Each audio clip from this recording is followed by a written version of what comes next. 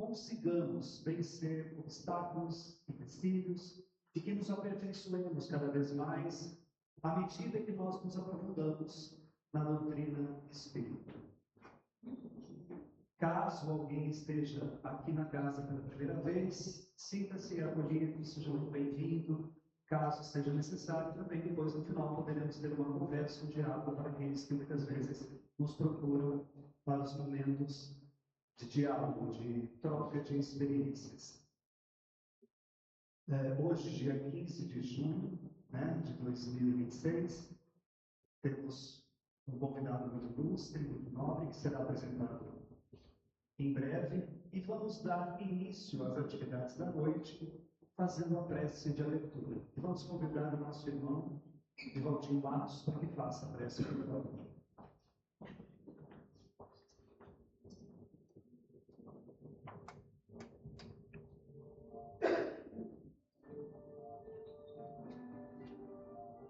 Venerando Senhor de nossas almas, divino amigo, que ouve as súplicas de todos nós, reunimos mais uma vez nas reuniões hebdomadárias da casa, cujas reflexões oriundas da profundidade da doutrina espírita, cujos parâmetros, as bases científica, filosófica, com consequência moral, religiosidade, que conduzem-nos aos páramos do entendimento, onde nós temos a necessidade precípua de modificar as arestas dantes não entendida por nós próprios, mas ao sabor da doutrina dos Espíritos, que orienta o homem, que esclarece, iluminando-lhe o ideal de um mundo melhor, onde todos nós, quando perfilarmos pelo estudo nobre, quando nos darmos conta da realidade intrínseca da vida depois da morte, nos postulados espíritas que hão de conscientizarmos a uma libertação interior, uma noite como esta, toda revestida de uma ternura imensa pelas presenças espirituais, pelas almas nobres que jornadeiam no bem. Entretanto, Senhor, estamos famintos do entendimento, ora trazido pelo orador da noite. Que este conteúdo possa perfilar caminhos novos e abrindo horizontes ao entendimento de tudo aquilo que ouviremos, sobre a bênção e a orientação da vida maior, sobre os diretores espirituais de nossa casa, que nos acolhem com uma ternura inovidável. Abençoa o expositor da noite, o orador, permitindo-nos sempre que a sua presença ilumine-nos o roteiro de todos nós. Se conosco, Jesus.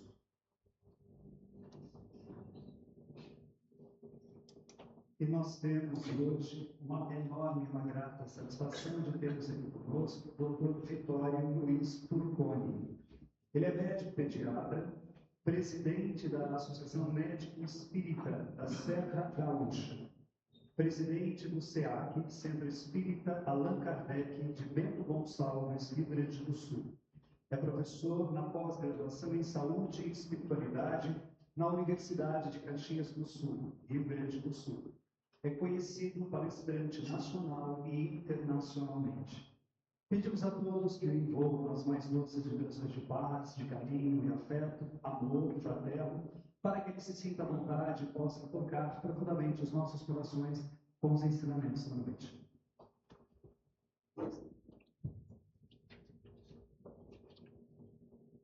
Boa noite a todos. Inicialmente, eu queria fazer um agradecimento a Tereza e a todos vocês que nos acolhem tão carinhosamente. E meu abraço especial, mais uma vez, ao nosso querido Divaldinho, esse amigo especial, que há muito tempo nos convidava para que fizéssemos esse roteiro para nós. Está sendo um encantamento. E a minha esposa está comigo, só não aqui presente, porque ela está em outros centros espírita também fazendo a sua palestra. Então, estamos encantados e espero que o assunto que foi solicitado pelos senhores, a gente mandou uma série de temas, que possa preencher o coração de todos. Então, a temática proposta é a cura verdadeira, e nela a gente aborda a importância da fé na saúde, que é de fundamental importância para todos nós. Vocês que já frequentam a doutrina, consequentemente, já têm informações, aqueles que estudam já têm um entendimento mais aprofundado, sabendo da importância de termos fé em nossa caminhada diária.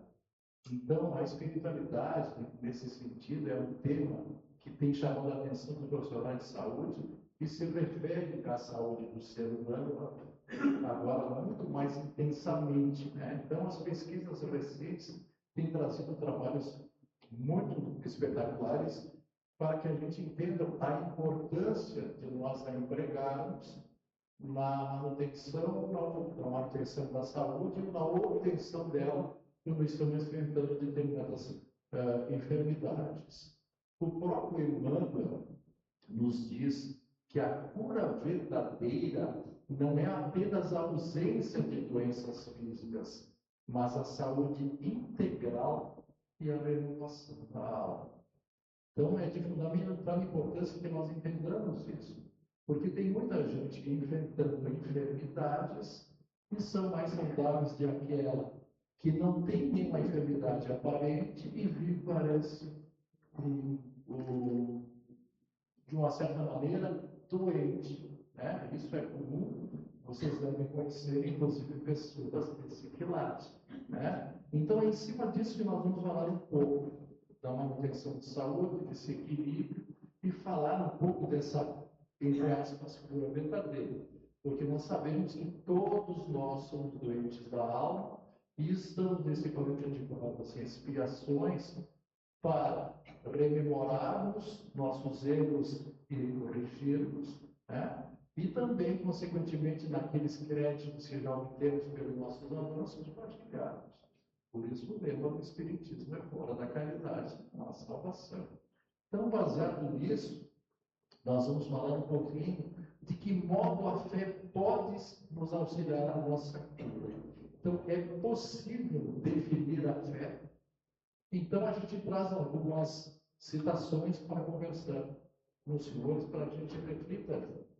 Então, a palavra fé, nós sabemos que ela tem uma origem etimológica do latim, que vem de fides, que significa confiança.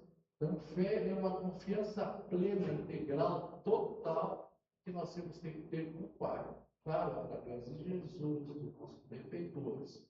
Mas, continuando, essa definição, ela não consegue expressar toda a atribuição desse sentimento que é inato a cada um de nós. E ele se desenvolve conforme nós vamos aprimorando em entendimento e, principalmente, através da doutrina espírita, que ela nos traz um cabedal de reflexões e ensinamentos para que a gente reforce essa fé em nós. Nós cristãos espíritas, como muito bem denominado pelo nosso querido e amado Chico Xavier.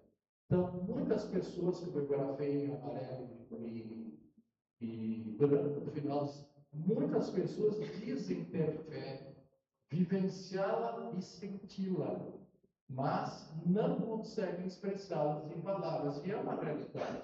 Cada um tem o seu sentimento e muitas vezes a gente sabe que tem, mas a gente não consegue mensurar e muito menos muitas vezes se expressar.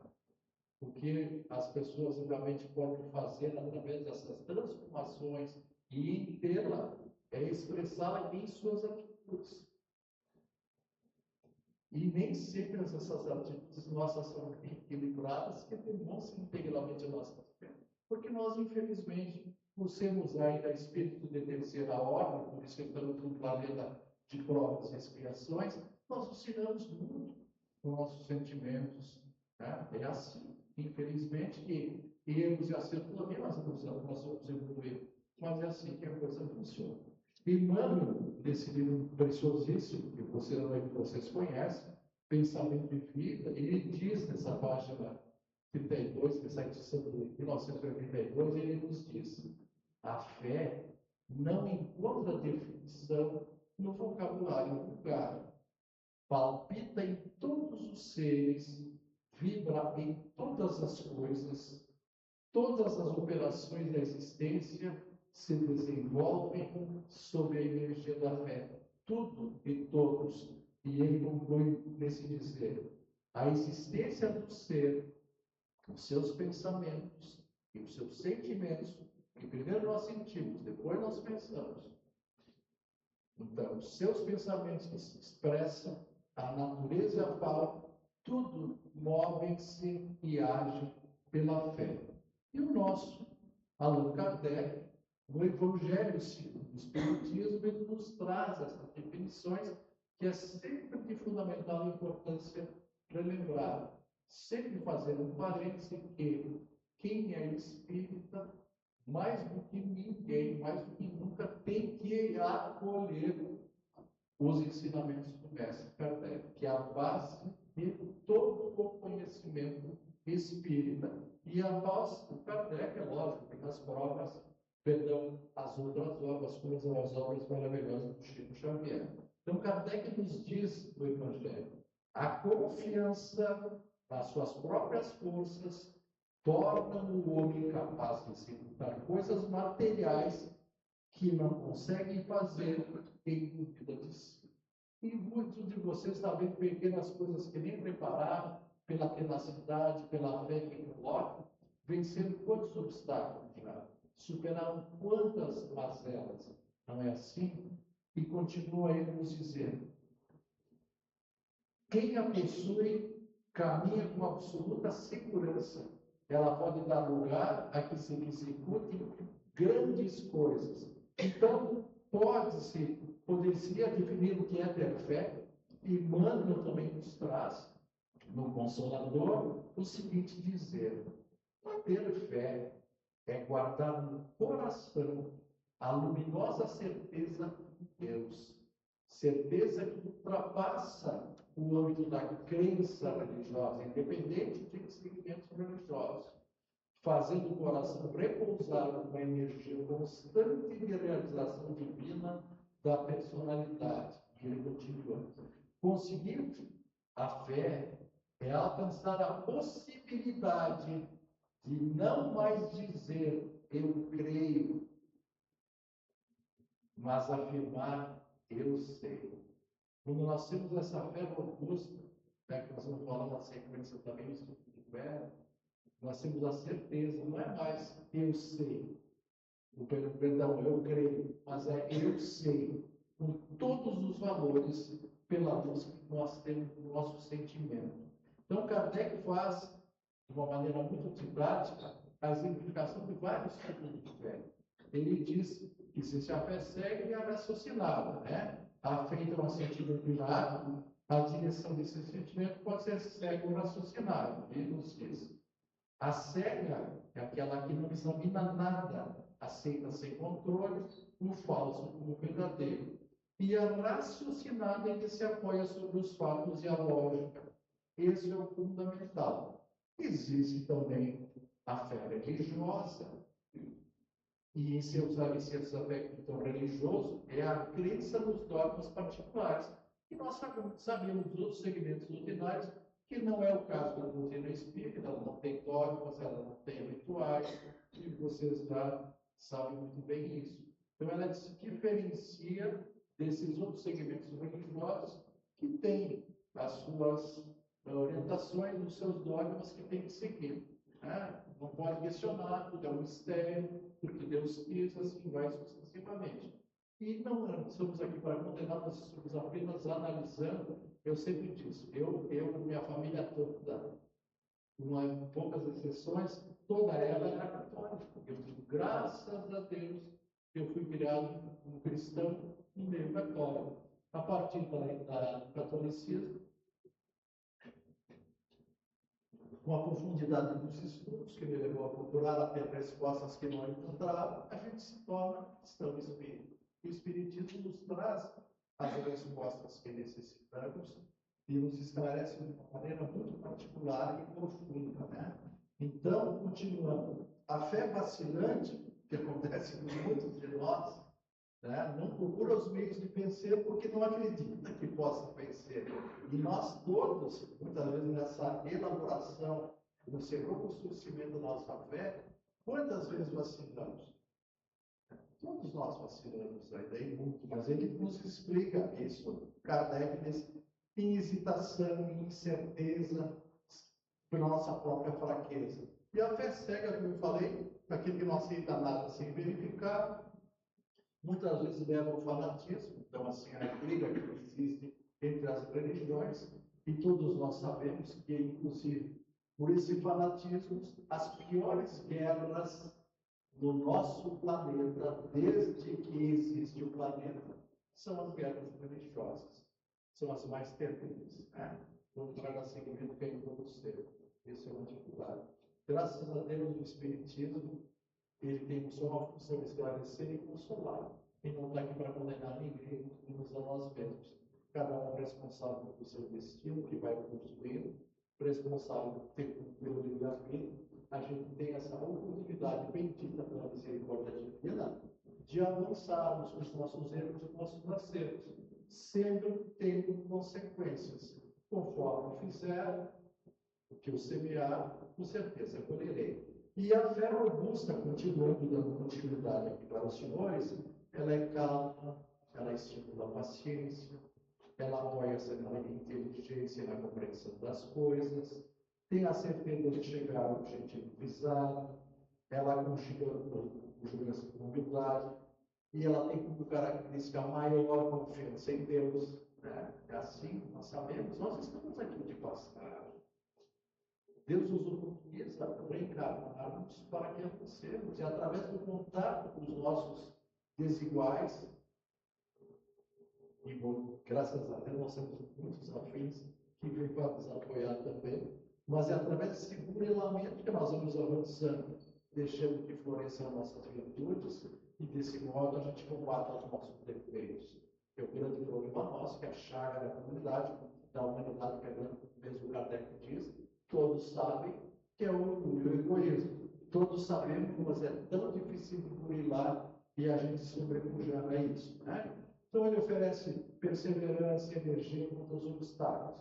E a fé é raciocinada aquilo que Kardec diz, que é uma das frases lapidares do Espiritismo. Fé inabalável só o é aquela que pode encarar de frente a razão em todas as épocas da humanidade. Então, vamos falar um pouco sobre o poder da fé. O poder da fé recebe uma aplicação direta. Por ela, o homem age sobre o fluido. Então, vocês que frequentam, que sabem, inclusive muitos vêm à casa em busca do passe, nada mais é que uma transposição política, embora saibamos, através da própria ciência, que ela já comprova isso, Kardec falava em fluidos, são campos magnéticos que se interrelacionam. Né? A emissão de átomos, enfim, que dá esse processo que nós necessitamos. Aquele que é o curador e a espiritualidade, né, potencializa, e aquele que necessita recebe. Então, ele modifica as qualidades e ele dá uma impulsão, por assim dizer, irresistível, ele nos fala. Por isso que aquele que há um grande poder fluídico normal, junta essa fé ardente, pode apenas pela vontade dirigida para o bem, operar esses fenômenos esplêndidos de cura e outras que outrora passariam por prodígios. E nós temos essa experiência através do próprio passe espírita, né? Está no motivo que Jesus dizia aos apóstolos: se não haveis curado, é que não tinha espera. A famosa passagem do Mestre, né? Exemplificando, quando os apóstolos, em determinados momentos, não conseguiram fazê-lo e indagaram ao Mestre. E ele dá essa frase lapidar também: se não haveis curado, é que não tinha espera. E aí nós entramos com um grande potencial, um grande instrumental que nós temos a possibilidade a todo momento de fazer, que é a prece. E a prece, ela tem sido utilizada desde os primórdios da criação como instrumento de cura. E é algo tão valioso que tem um amigo meu Alessandro Espírito também, ele diz, nós, no mínimo, nós temos que fazer definitivamente, pelo menos orar de 6 em 6 horas, no mínimo. Porque quando nós oramos, nós encharcamos com os exercícios benéficos.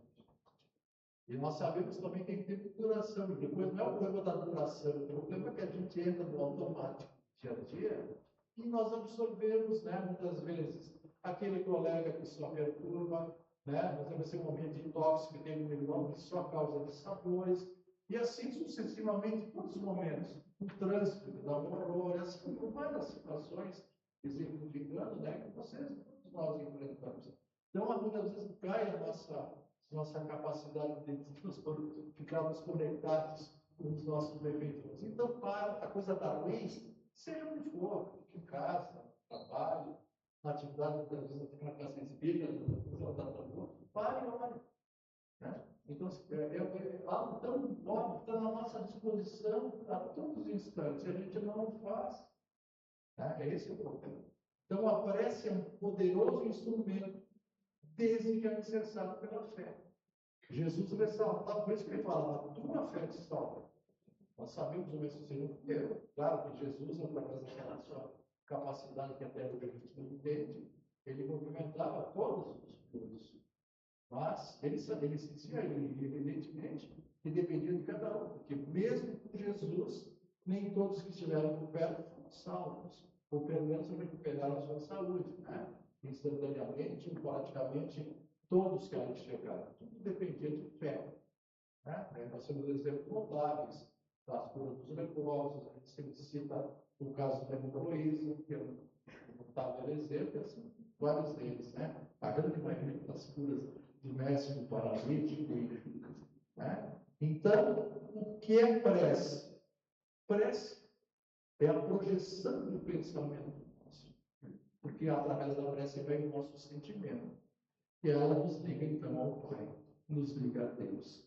Então, é um ato pela qual nós somos dirigindo súplicas, agradecimentos ou louvores a Deus. Geralmente a gente só pede, né? A gente agradece muito pouco e muitas vezes fica louvando a Deus, né? O privilégio de viver em Fernandópolis, se mudar para Fernandópolis para Porã, eu moro em Bento Gonçalves, porque nós sempre temos mania de criticar onde nós estamos, né? Não é tudo, isso é bem próprio do ser humano. A gente, no ambiente que a gente está, a gente sempre vê as coisas por onde a gente não veja as coisas boas. Veja bem, eu sei que talvez vocês aqui vejam mais do que eu, mas é a tendência que a gente tem sempre se apegar nas coisas ruins, né? E nós não temos o hábito de louvar a Deus, tudo que Ele nos dá, e nesse ínterim agradecer a família que temos, as dificuldades, as alegrias, o tempo, a chuva, o sol, né? A beleza que temos na natureza. Hoje estivemos passeando, eu não sei o nome do parque que o Claudinho nos lembrou, que tem um teatro de lago espetacular ali, vendo os pássaros. Maravilhoso, um ambiente espetacular. A gente não tem mais tempo nem para ver isso, né? Atualmente, eu não vou entrar nessa seara, senão eu vou me prolongar muito, vocês vão fechar a casa e me mandar embora. Mas, o problema das comunicações, das telecomunicações, que eu acho fantástico, tanto eu uso esse meio, né? Vem um meio notável que é o avião, a gente usa os smartphones para se comunicar. Há pouco eu disse para minha esposa que ela amava, que ela está fazendo, que ela está tranquila, eu estou bem aqui, ela passando outra palestra. Porém, isso também está nos afastando. Né? Então, utilizar o ensino instrumental, claro, sim, ele nos beneficia, mas até quando? Nós não podemos nos isolar mais, nós temos que agregar.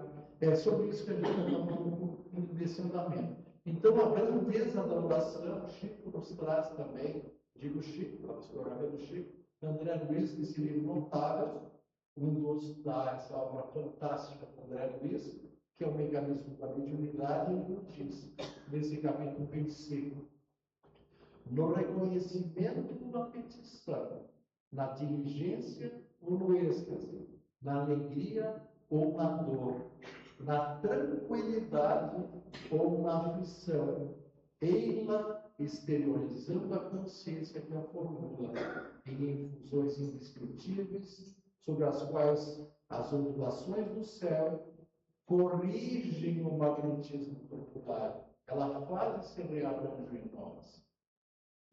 Aqui o magnetismo popular da criatura, então, cada um de nós, quem a recebe, insulada no sofrimento educativo da terra, recompondo-lhe as faculdades profundas.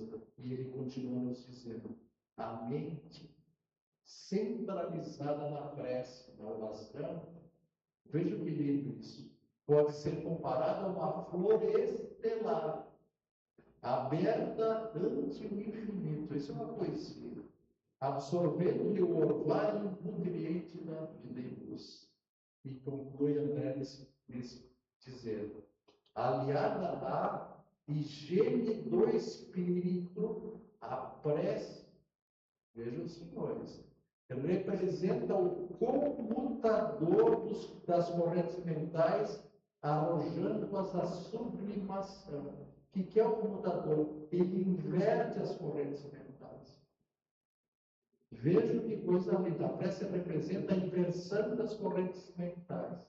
Então está tudo na nossa mão esse instrumento fantástico. E aí a pergunta é: a oração pode curar? Esse é o questionamento. Nós sabemos que no mundo religioso não é novidade. Né? Eu trago aqui porque são os dois locais mais famosos do mundo, que é Fátima, praticamente, e Lourdes. Né? Mas vocês têm, aqui em São Paulo, o Santuário da Nossa Senhora Aparecida, que todo o Brasil corre aí, e nós sabemos, embora seja um segmento ligado à Igreja Católica, a gente sabe que tem uma egrégora de bons espíritos, né, que trazem, fazem curas notáveis. Nós temos em nossa região, lá em Bento Gonçalves, Farroupilha, Caxias do Sul, que, segundo a minha esposa, que é de Caxias do Sul, é a primeira cidade do interior do estado, que eu falo que é a segunda do estado. É a primeira do interior do estado. Ela é do tamanho do Rio Preto, 520, 550 mil habitantes, em torno disso. É uma cidade pujante e tudo mais. E na nossa região se caracterizou pela vida dos italianos em 1875, até na virada do século XX, 20, sim, vieram das 19 para 20. E vieram e trouxeram junto uma fé muito ardente com a Nossa Senhora de Caravaggio. Em Farroupilha tem um santuário imenso, se alguém está falando do senhor andado pela serra já conhece, e é a mesma coisa, né? É só para trazer que tem curas em todos os lugares. E na casa espírita também não é diferente. Então, às vezes as pessoas não têm nem a necessidade do passe. Elas vêm com tanta fé, com tanta concentração, e elas já estão a receber aquilo que necessitam. Né? Nós somos testemunhas disso, de muitos casos que foram beneficiados. As egrégoras espirituais, os benfeitores, estão sempre presentes em qualquer segmento que faça o bem e procure ofertar o bem. Então, a religião se sabe. E a ciência? E para a ciência, a oração pode curar? Esse é o questionamento. E é isso que a gente trata de fazer esse livro, para que a gente entenda. A ciência é uma revelação confirmada por dezenas de testes laboratoriais e pesquisas científicas. Então, evidências dos benefícios da prece sobre a saúde física e mental. Para entender o que não é uma questão só de fé, é uma questão de saber. Por isso, nós temos que utilizar muito mais essa potencialidade dessa ferramenta. Aqui, para vocês saberem, né, que o Comitê Internacional de Médicos, embora não conseguindo explicar os fatos das curas, em diversos peregrinos, nos lugares sagrados, como há pouco nós reflexionamos com os senhores, por exemplo, no Santuário de Lourdes, Fátima, Aparecida, Caravaggio, foi obrigado a admitir que essas curas inexplicáveis perante a ciência eram atribuídas aos resultados das orações de fé. Então foram feitas pesquisas, aqui citada lá em Lourdes, de curas assim que a medicina tinha praticamente declarado incurável, as pessoas em fase terminal se recuperaram. Então, foram obrigados, depois de insistentes solicitações, verificar se era prova, vai fazer estudo, vai verificar. E a própria ciência se debruçou nisso, né? Então, para saber como funciona esta prece e por que ela tem tanto benefício, por que esses locais efetuam essas curas inexplicáveis. A partir dos anos 70, fazem em torno de 50 anos, meio século, então, se iniciaram grandes pesquisas aonde? Nos Estados Unidos. Nós, infelizmente, no Brasil, agora nós temos um grupo de fora, comandado pelo Alexander Moreira, que está fazendo um trabalho notável, reconhecido internacionalmente sobre a espiritualidade.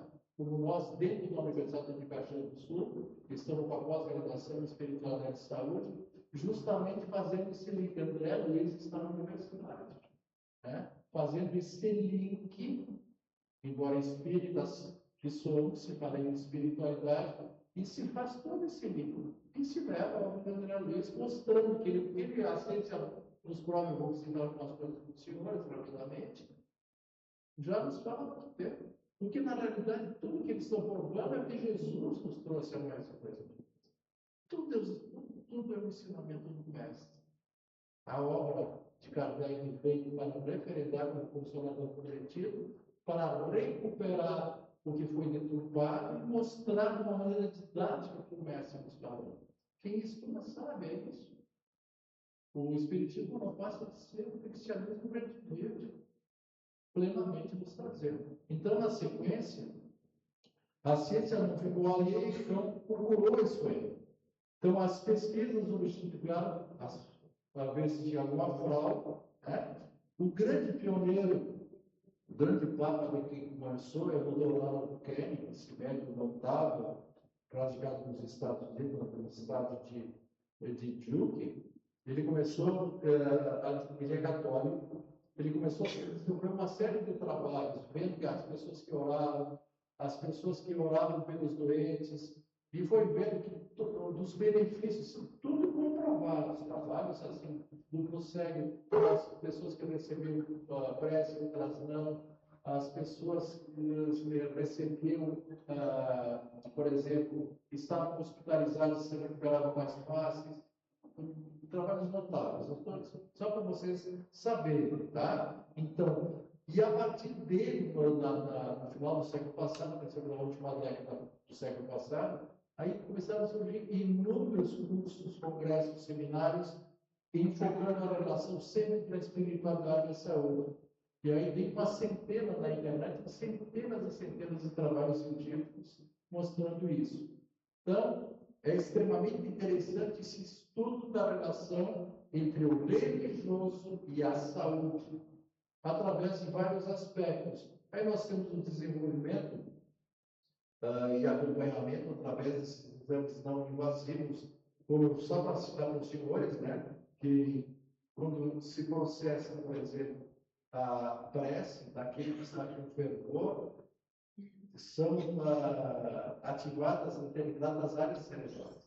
Então, agora com esses recursos notáveis que nós temos, tipo a tomografia, a ressonância, né, principalmente a ressonância magnética, foram feitos trabalhos notáveis para saber. Eu vou citar rapidamente alguns para vocês verem. Então, atualmente, os pesquisadores vêm dirigindo seus interesses no sistema de defesa nosso, imunológico, neurológico e psicológico, nos benefícios que esse envolvimento pode trazer, auxiliando a tratar várias patologias, como, por exemplo, uma hipertensão arterial, doenças cardíacas, cardiovasculares, a depressão, né? Ansiedade e outras.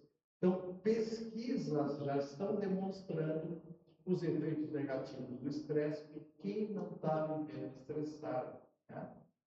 E esse é o grande problema.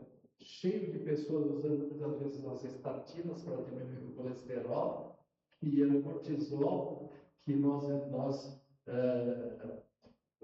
emitimos na situação de estresse depende do colesterol. E muitas vezes as pessoas fazem exame de sempre aumentar, o médico aumenta as estatinas e não adianta. Se não acabar o estresse, continua. Então, muitas vezes as pessoas só reequilibrando, você não precisa de medicamento.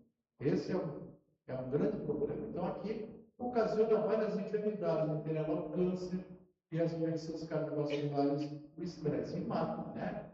Então, aqui só aqui que eu falei, para não cansar os senhores, níveis elevados do cortisol, regulado pelo eixo, tá? São secretados em grande quantidade durante o transtorno. Exatamente, isso já é provado. Aumenta o risco de várias doenças, até de diabetes.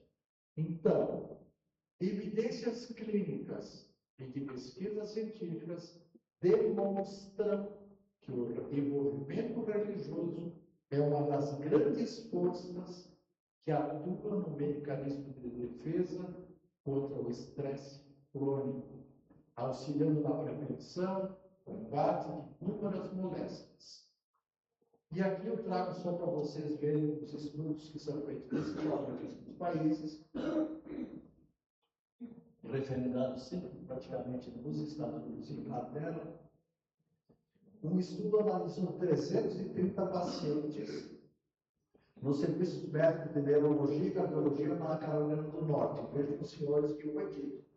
Eles verificaram, esses pesquisadores, que 42% dos pacientes relataram a eles, de forma espontânea e sem estímulo, que as crenças e as práticas religiosas eram o principal fator que lhes permitiu enfrentar a situação.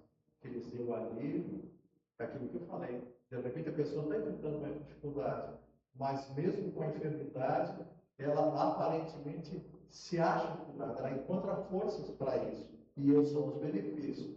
Outra pesquisa interessante essa também. 382 pessoas que foram selecionadas aleatoriamente na Califórnia, Estados Unidos. Que tipo de remédios não convencionais eram usados para lidar com as dores musculares e musculoesqueléticas? A maioria das nossas pessoas, olha que eles responderam, 44%. A oração era mais comum de todos os missionários. Então, nós sabemos que é como as pessoas utilizarem práticas religiosas, nós sabemos disso, inclusive o espírito e as casas espíritas agora, né? Na perda de entes queridos, a perda da saúde, e principalmente nas situações infelizes que graçam tu nunca, principalmente nesses tempos últimos. Reduzem comportamentos negativos, por excesso de álcool, de drogas, a promiscuidade sexual.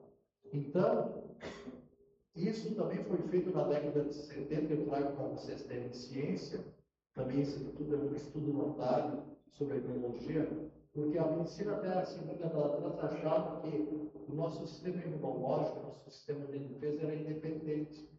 Ele agia, a prevenir, quer dizer, ele ia ter, se tivesse um processo infeccioso, ele impedia. E foi descoberto através desse senhor Robert Adler, com aquela vasta camiseta de direita ali. O Robert Adler é um querido, ele era psicólogo, ele desenvolveu a psiconeuroimunologia. Ele viu que estava tudo interlaçado, né? O aspecto neurológico, o sistema endócrino e o sistema imunológico, os três, imunológico e endocrinológico.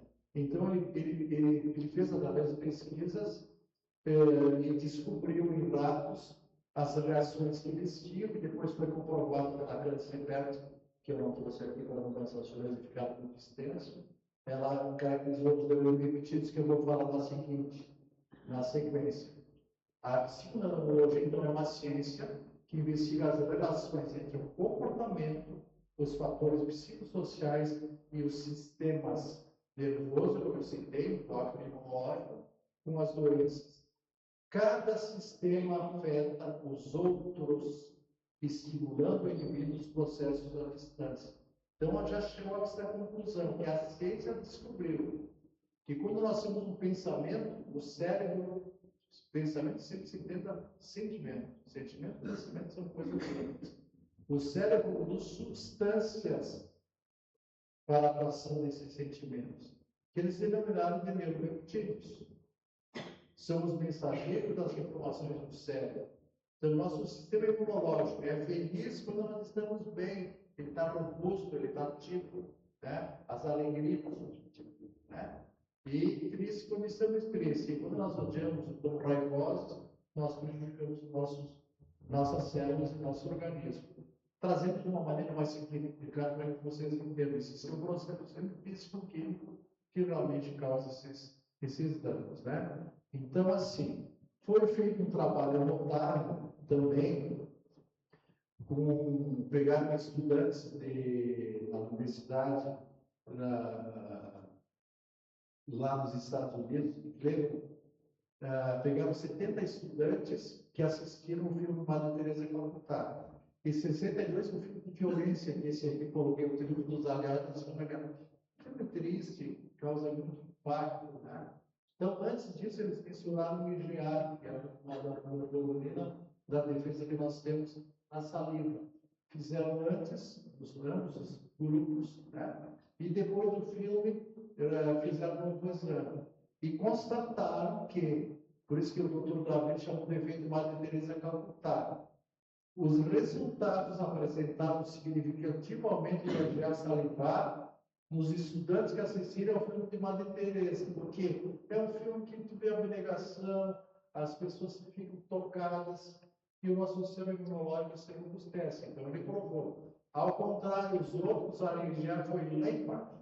Então, quando nós estamos em estresse, nós estamos em situações assim, muitas vezes em desequilíbrios, nosso sistema imunológico afunda. Por isso que muitas vezes a gente fica doente. Não sei como eu peguei aquela gripe, não sei como é que me deu isso, e a gente não se fosse se recuperar. Então, a ciência já está provando isso, né? Coisas que se falam na religião há muito tempo, e a ciência vem e faz o seu papel, sempre correndo atrás. A ciência espírita está lá na frente, mas elas vêm para realmente provar isso para nós. Então, só para referendar uma coisa do Dr. Arnold Kelly, ele diz, ele acredita e afirma que existe uma evidência crescente sobre os efeitos benéficos e positivos da religião, né? E sobre a melhora dos quadros de saúde do indivíduo. E aqui ele cita também que o envolvimento religioso, esse livro dele é notável, Medicina, Religião e Saúde. Ele diz assim, inclusive, tantas escolas que adotam a espiritualidade de saúde para levar esses ensinamentos. O envolvimento religioso e o tratamento médico podem trabalhar muito bem em conjunto, mas quando um ou o outro é excluído, os resultados do paciente provavelmente serão afetados. Não é deixar um para fazer o outro, são os dois simultâneos. A ciência não pode prescindir da religião, nem a religião da ciência. São dois caminhos que realmente levam a um lugar comum. Tá? Dois ligados. Não tem que usar, largar o médico para fazer. Não. Eu tenho que ter minha crença, tenho que usar todo esse arsenal e também usar os meios médicos. Né? Só para citar aqui vários livros, tem muito mais que isso atualmente. Tá? Então ele diz, a fé é um fenômeno que libera defesas naturais do organismo, prepara o corpo e a alma a lidarem melhor com a dor e os percalços do tratamento. Seja qual for a forma de manifestação dessa, olha que fala também, confiança. Confiança absoluta. Ela impede a pessoa de se entregar ao problema, motivando o quê? A busca da cura. É um cientista que diz. Um cientista que fala que eu li Kardec da fé, que é confiança. Né? Então, e o cérebro, no momento da oração, aquilo que eu citei para vocês, que a neurociência tem demonstrado que muitas curas se processam pela fé. E aqui foi utilizado por outro grande pesquisador, que é o Andrew Newberg, também da Universidade de Pensilvânia. Ele tem esse livro notado, Como Deus Muda o Seu Cérebro. Ele demonstrou que Deus é parte da nossa consciência. Quanto mais nós pensamos nele, mais nossos circuitos neurais são alterados. E aqui ele fez um trabalho espetacular. Ele pegou freiras e pegou, ele convidou freiras para fazer o trabalho, que me expressei mal, né? E também convidou monges para fazer um trabalho notável. Ele aqui diz assim, avaliou o impacto da fé, analisando imagens cerebrais das freiras rezando e os budistas meditando. O mecanismo é o mesmo. Como nós, quem trabalha com mediunidade, o processo é mais ou menos igual. São os mesmos locais cerebrais que fazem. E aqui está, vocês estão vendo, sim, estão vendo aí, duas áreas do cérebro, a primeira figura à esquerda, tem dois círculos que vocês estão vendo. Na frente é o lobo frontal, que é a parte responsável pela nossa concentração. E a de trás é a límbica, a parte límbica, tá? Que é relacionada às nossas emoções. E aquela de baixo atrás é o lobo parietal, que é responsável pela nossa noção de tempo, de espaço. Então, quando a gente está em êxtase, está levado para a iniciativa, a gente perde essa noção. Tá? Então, ele detectou, e aqui está a conclusão dele, aumento das atividades relacionadas às emoções e ao comportamento.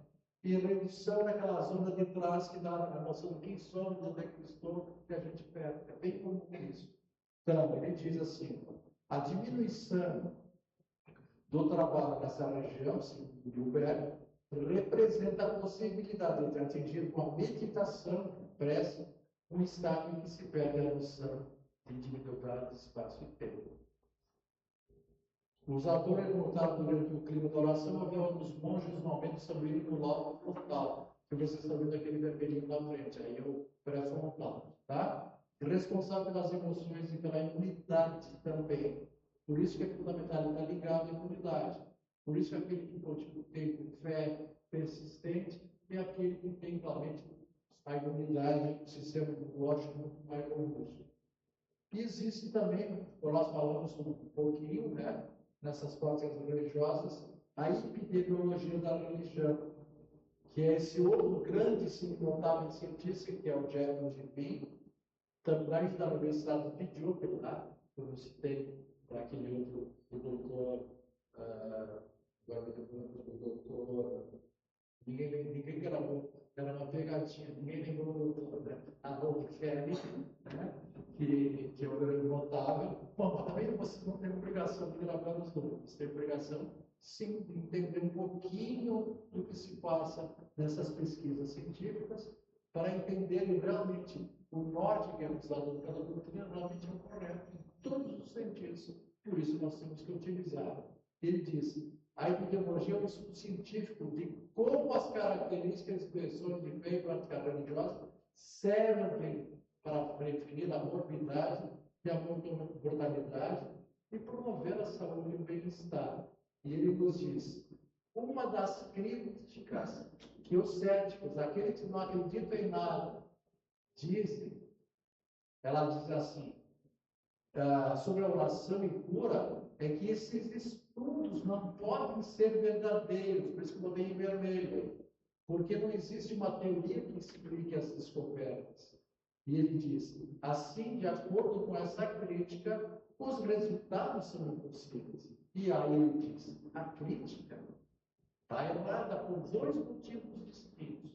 Primeiro, que a pesquisa clínica que é feita estabelece uma distinção entre eficácia e o mecanismo de ação. O importante é a eficácia.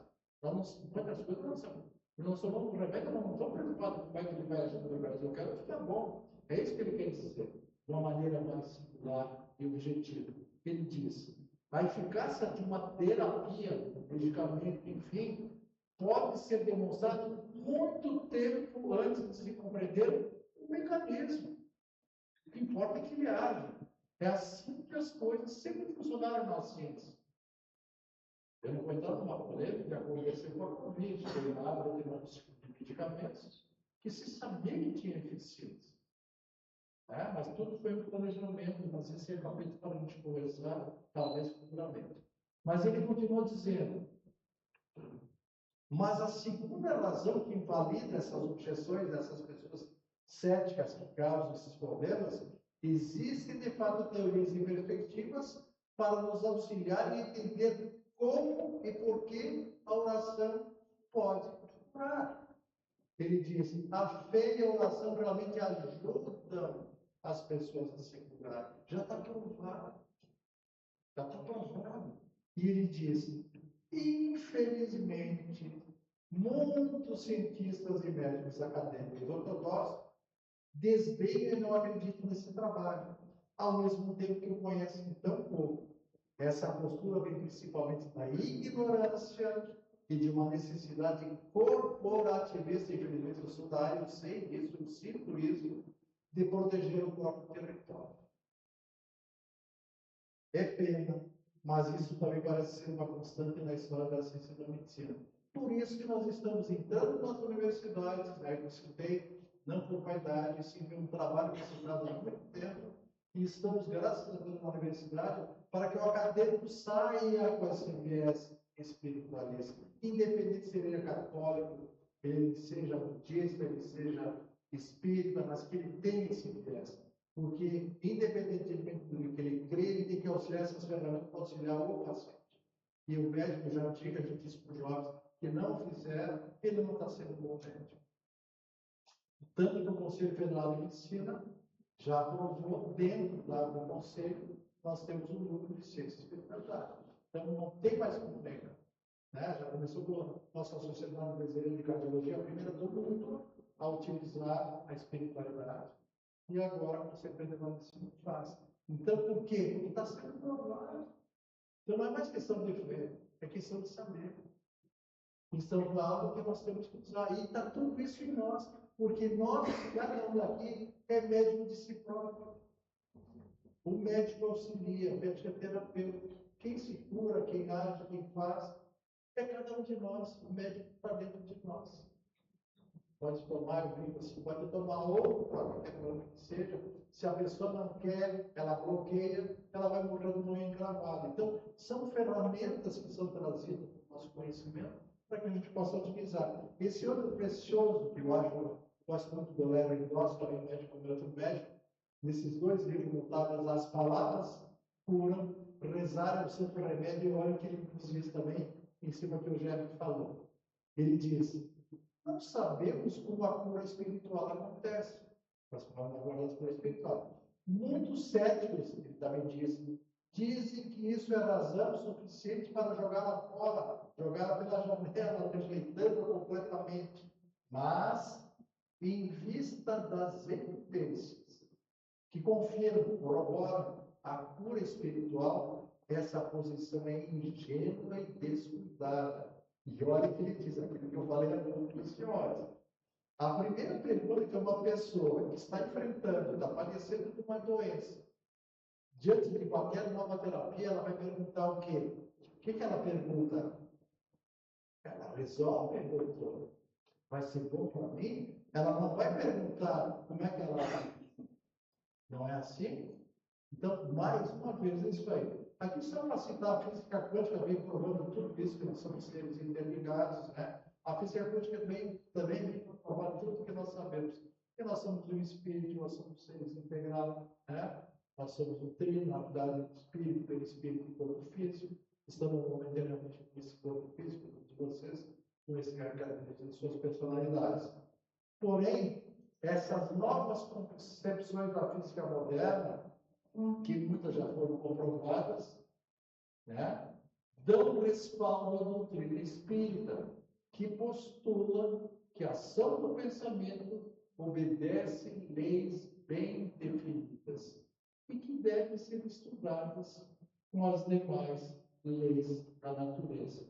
Então, a neurobiologia, por sua vez, nos mostra o desenvolvimento estrutural. É uma sequência, né, que todos nós passamos. Nós, não digo nossa raça humana, né? Nós não lembramos nossas vidas pregressas, né? Mas desenvolveu estruturas cerebrais específicas até o nosso lobo frontal agora. Aqui também tem outro, eu vou passar rapidamente, mas pesquisas, isso aqui também, como eu citei os Estados Unidos, citando também uma pesquisa muito oportuna, também que foi feita no Reino Unido, dentro da Universidade de Cambridge, pelo Dr. James e Dr. Langani. Eles afirmam que quando oramos ou entramos em êxtase meditativo, por isso a semelhança ao mesmo local, certas regiões encefálicas são ativadas, principalmente a glândula pineal, que é a glândula da mediunidade, sabemos. Enquanto a outras entram em repouso relativo. Isso nos mostra que estamos desenvolvendo um instrumental orgânico progressivamente mais eficiente para vivenciarmos o divino. Então, no primeiro momento da prece, quando nós entramos em comunhão com nós mesmos, em essência, para a gente se relacionar, se comunicar com Deus, para absorver energias refazedoras para nós e para iniciar. É fundamental, portanto, para uma vida de maior equilíbrio, está quase na hora, né? É fundamental, quase terminando. É fundamental para uma vida de maior equilíbrio a oração como um instrumento fortalecedor, para que se adquira forças necessárias para a realização dessas mudanças em nós que nós necessitamos. Receber, falamos que há necessidade, muitas vezes, das transformações moleculares em nossas células para dar proteção de nossa saúde. Então, orar parte da natureza espiritual do ser humano.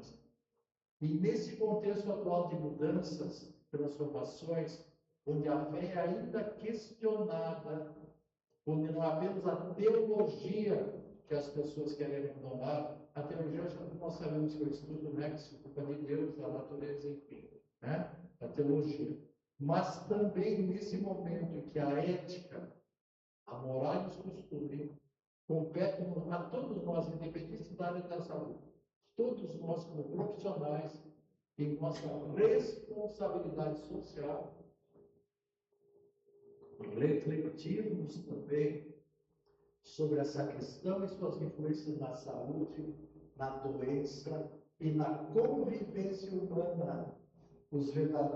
A verdadeira espiritualidade que deve ser um desafio de todos nós, de todos os cidadãos deste planeta.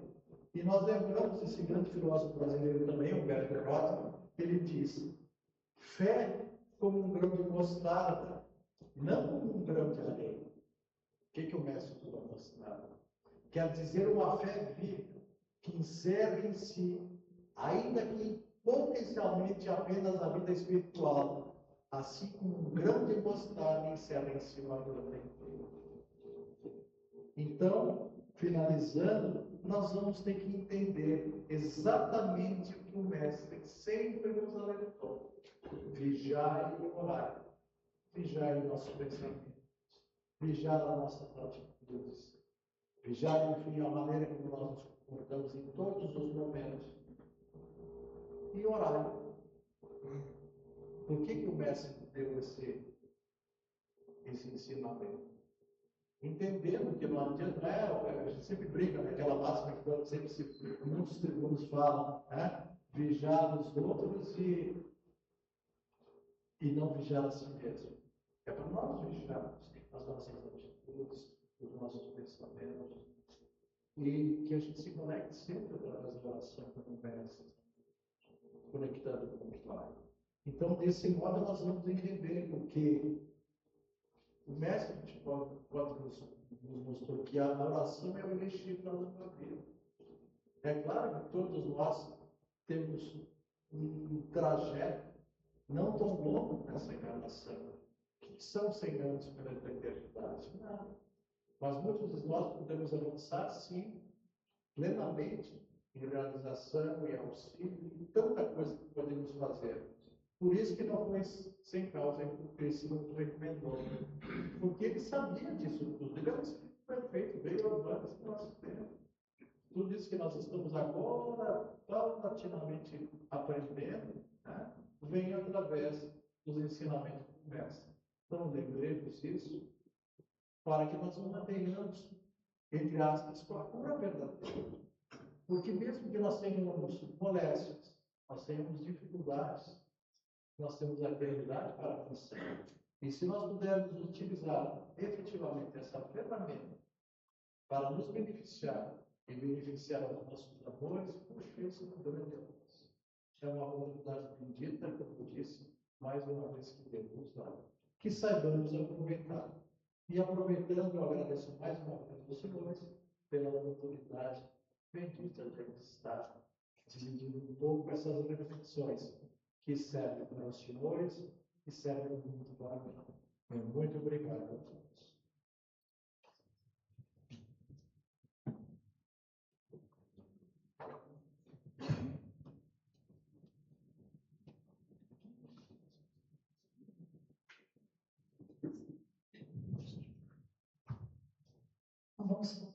passistas para que tomem os seus lugares, para que nós possamos iniciar o passe e, durante o passe, o Turcone irá fazer a prece para nós.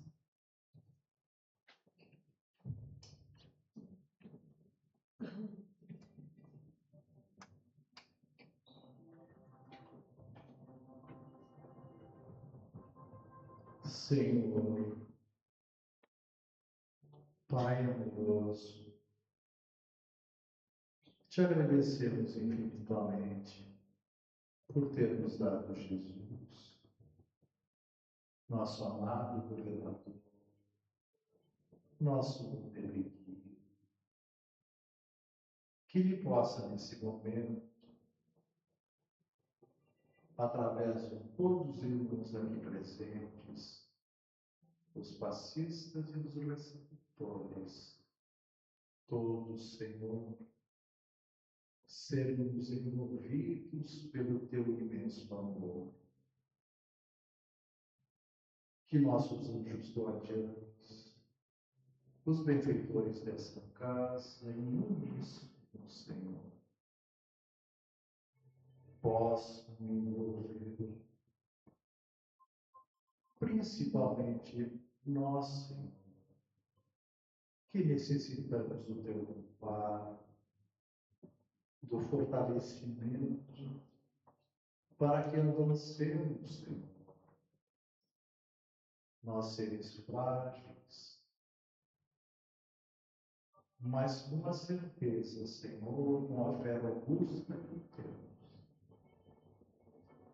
possamos nos manter com esta fé, com essa vontade contínua de melhorar, receber nesse instante esses eflutos reparadores e fortificantes, desde o cimo de nossa cabeça até a ponta de nossos pés, e que possamos, em pensamento,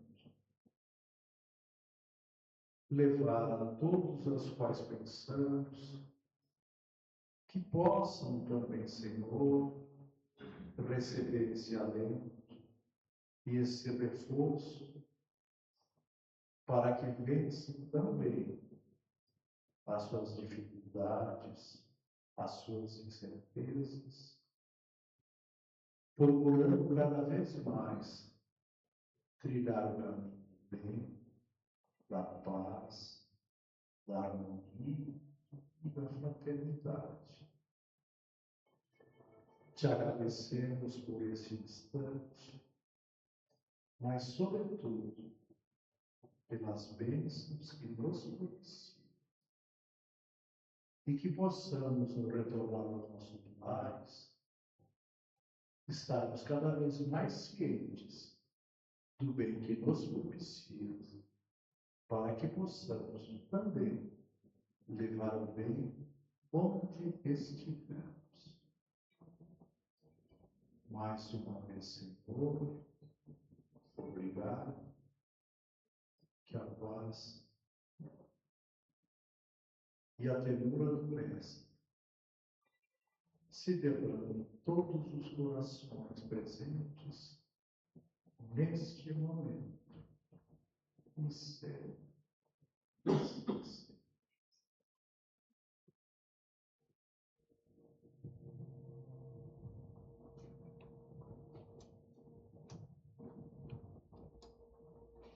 Então, nós queremos deixar aqui expressa nossa gratidão ao Turcone por esta aula que nos trouxe, nos trazendo esses conhecimentos tão profundos, lembrando realmente também os ensinamentos do Mestre, como ele dizia, né, a tua fé de grupo, que está dentro de nós.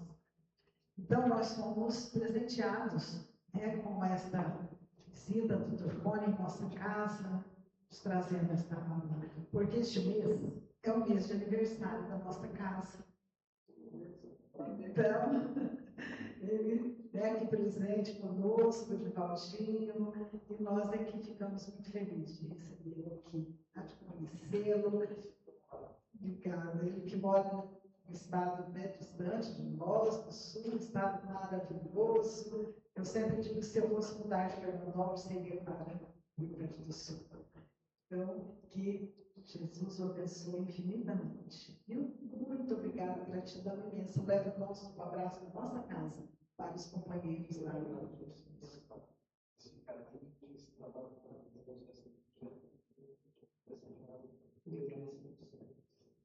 Com certeza. Mas agora você vai fazer o sorteio de todas as segundas-feiras, os nossos companheiros já estão acostumados. Nós sorteamos pães, né, da nossa padaria. Então, ele vai fazer, são 3 números que você vai dizer, porque eles têm a mensagem numerada. O sorteio você fala um número. Você fala. Tá. 27. 27. Olha lá, você sempre.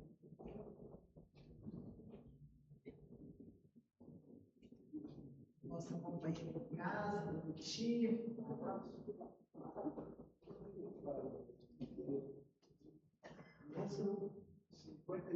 58.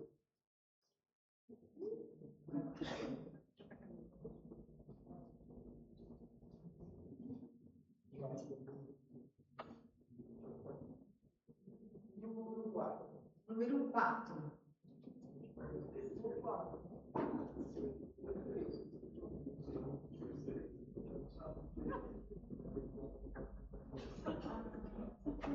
A partir de hoje, nós estamos fazendo assim. Quem ganha os pães, nós estamos anotando, e a pessoa vai fazer, estudar, né, uma palestra, programar para vir fazer a palestra aqui. Segunda-feira, a partir de hoje, nós anotamos essa técnica. Estamos precisando de orador. Então, nada melhor do que isso. Pensa, preparar uma palestra, comer esse pãozinho, não chega a nada, né?